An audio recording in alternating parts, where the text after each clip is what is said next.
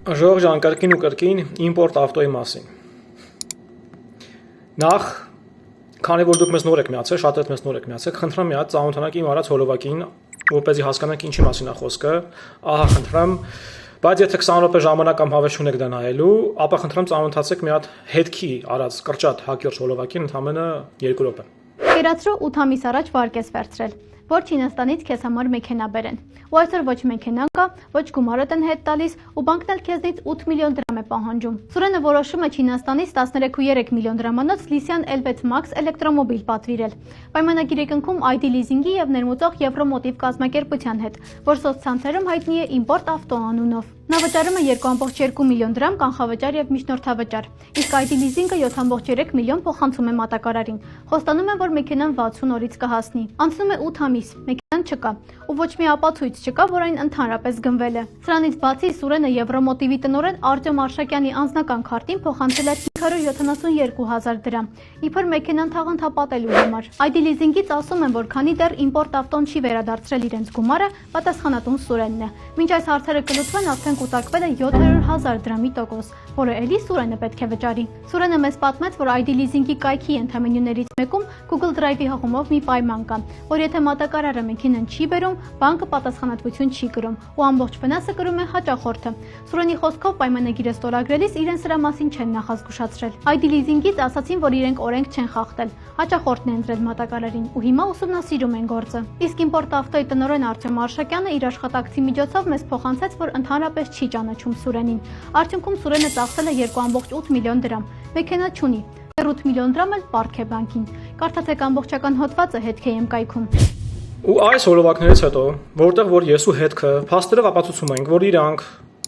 քցող են, փաստացի ավտոները 2 հոգու չեն տրամադրել գումարները ստանալուց հետո կամ գումարի ինչ-որ մասը ստանալուց հետո արդեն Սուրենի դեպքում 7 ամիս պլյուս։ Իմ հորդորները, իմ խնդրանքները, որ եկեք սիտուացիան շտկենք, եկեք մարդկանց վնասը փոխհատուցեք, ճիշտը արդար լինելն է, ոչ թե քսող լինելն է, մարդիկ որոշում են ներողացողի փոխարեն մունատ գան ու հեգնեն ժողովուրդ ջան։ Դե ինչ ասեմ, ուզում եք դաժան, հարգելի Լիանա եւ Արտյոմ Արշակյան ջան, կնի դաժան։ Մի հատ նախ ծանոթացեք իրանց ռեակցիային, այս ամեն ինչի վերաբերյալ ժողովուրդ ջան։ Ողջույն Լիաննա, ձեզ հետ են Դավիթը եւ Սուրենը, խցած չէին սպասում, ինչ եք պատրաստելու այսօր եւ ինչ ենք ուտելու այսօր։ Ողջույն, եկեք ցույց կտամ այսօր ինչ ենք ուտելու։ Այս մեր լայնարձակ մեծ լուսավոր օֆիսն է, իդեպ նոր ենք տեղափոխվել Նազարբեկյան 1 դրոպ 11 հասցեում։ Սեբասիա 56-ից տեղափոխել ենք ինչ նպատակով, մի քիչ փոքր էր տարածքը, տուժողները այդքան էլ չէին տեղավորվում։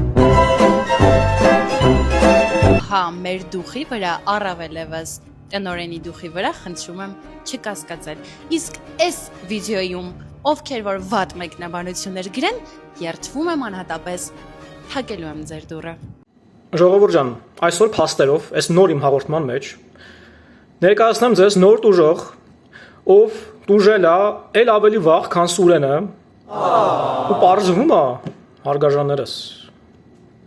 հարգելի Արտյոմ Արշակյանի վրա արդեն իսկ քրեական գործը հարուցված է, ես չգիտեի։ Իմ հետազոտություններից ու լրագրողական գործողություններից հետո, չնայած ես ավտոներկրող եմ, բայց ոնց որ թե լրագրողական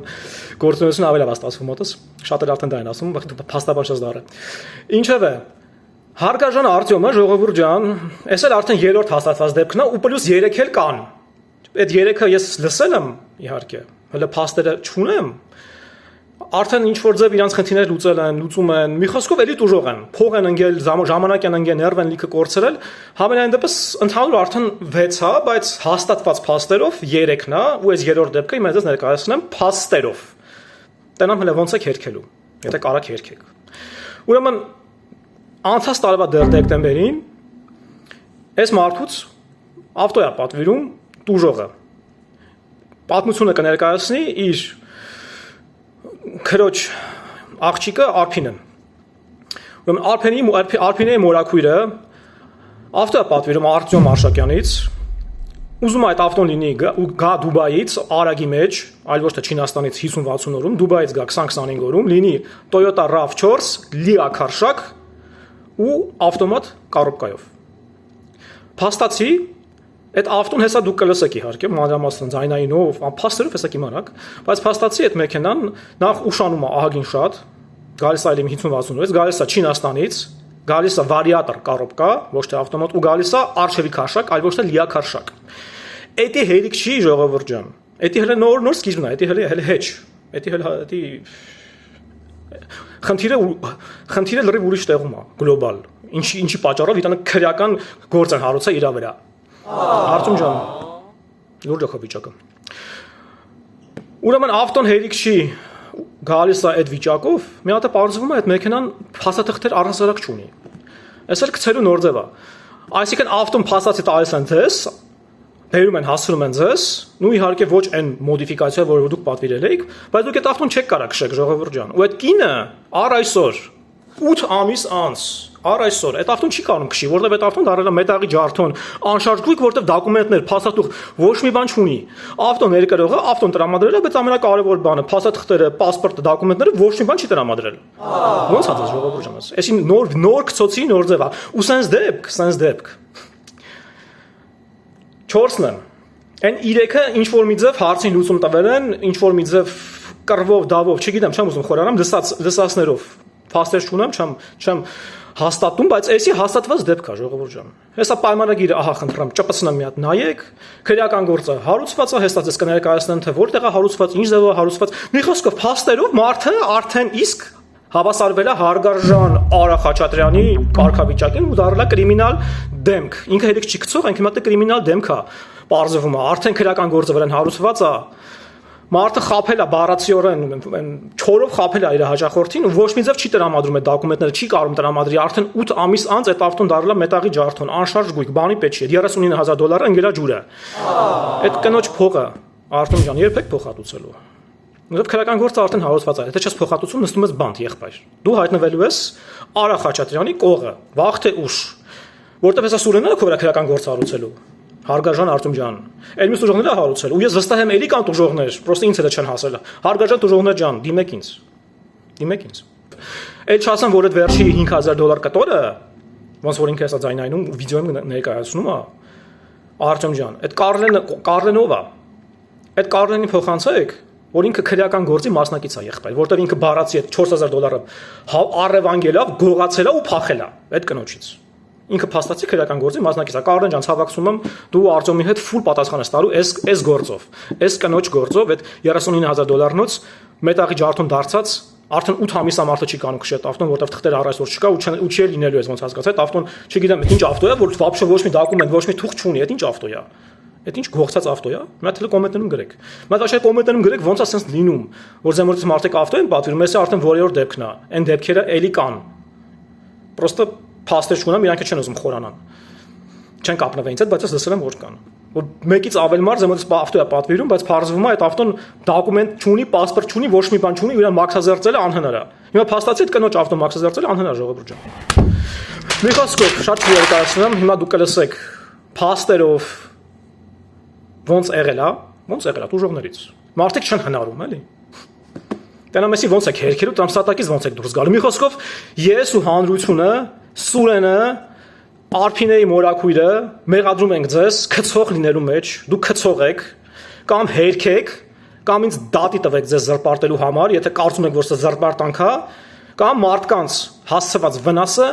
փոխհատուցեք Հարգարժան Լիաննա եւ Արտյոմներ ջան։ Չի կարա տես բան լինի 2026 թվականին, որ դու մարդ քցես, մարդկանց մի քանի հոգու քցես, ավտո չտաս ու շարունակես այդ նույն բիզնեսը անել։ Իրավապահ համակարգ ջան, ոնց է sense լինում։ Ասենք ոնց է sense լինում, այլ նյուժելի Հայաստանը իրոք գլոբուսից դուրս է։ Որ մարդիկ շարունակում են իրենց բիզնեսը մարդկանց քցելուց հետո, շարունակում են գումար աշխատել մարդկանց քցելուց հետո, քրեական գործերը իրանց վրա հարուցված է։ Բայց մեկը մարդիկ շարունակում այդ բիզնեսը անել, ես չեմ հասկանում, ոնց է sense լինում, էլի։ Մի հատ ընտրում կոմենտներում գրեք, չպետք է իրանց գործունեությունը կասեցվի։ Եթե մարդիկ մարդ են քցել մի քանի $10,000, $39,000, այս կնոջ դրվագով 11 միլիոն Սուրենին դրվագով, Արա Խաչատրյանի մոտ ընդհանրապես ընդ գնաց մի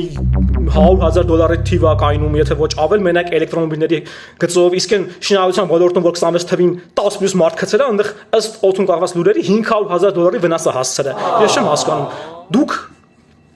չեք նայում այս հաղորդումը, մի հատ նայեք։ Մի հատ նայեք այս հաղորդումները, ոնց կարա լինի Հայաստանում sense բան, որ իրանք շարունակեն իրենց բիզնեսը մարդկանց գցելուց հետո։ Ժողովուրդ ջան, դիմեք ինձ։ Եթե դες գցել են ավտոյի առուծախի բնակավարում, ոչ ուրիշ, ես ուրիշ խնդիրներ չեմ լուծելու։ Մենակ եթե ավտոն փողը տվել եք, ավտոն չեք ստացել, դիմեք ինձ, մենք այդ հարցին լուծում ենք տալիս ու բոլորը իմանում են, որ իրանք գցող են ու իրանք զրկվում են իրենց հաճախորդների 90%-ից։ Այդ կնոջ Toyota-ի մետաղի ջարդում ջարդած RAV4-ը հարցին լուծում տաս։ Որտեվ քրեական գործը արդեն հարուցված է։ Եթե չես տալի հարցին լուծում, հայտնվում ես մեծ հավանականությամբ հայտնվում ես բանտում։ Էլ չասեմ Սուրենի ու այն մյուս դժողի քրեական գործերը դեռ քեզ սպասում են առջևում։ Եղբայր։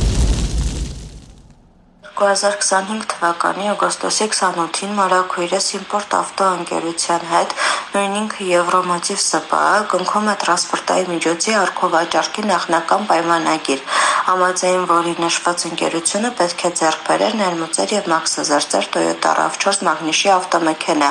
Համաձայն նախնական պայմանավորվածության մեքենան պետք է ներմուծվեր Դուբայից, ավտոմատ փոխանցված տուփով, 4 քաշող, ըստ պայմանավորվածության մեքենան պետք է Հայաստան հասներ 15-ից 20 օր ժամկետում, ի տարբերություն Չինաստանից ներմուծվող մեքենաների, որոնք Հայաստան են հասնում 45-ից